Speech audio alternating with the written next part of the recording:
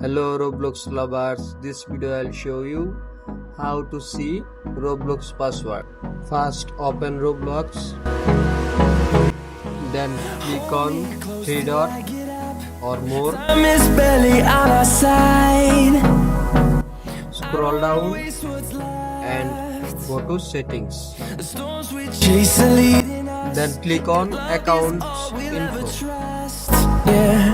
No, I don't wanna waste what's left.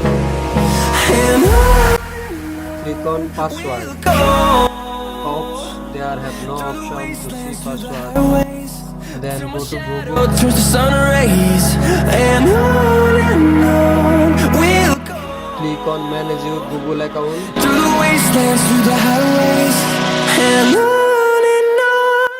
Click on password manager.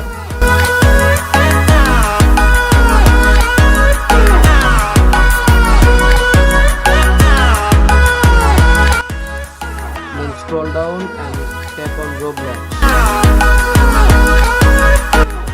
If this video helped you, don't forget to like and subscribe my channel. Thank you.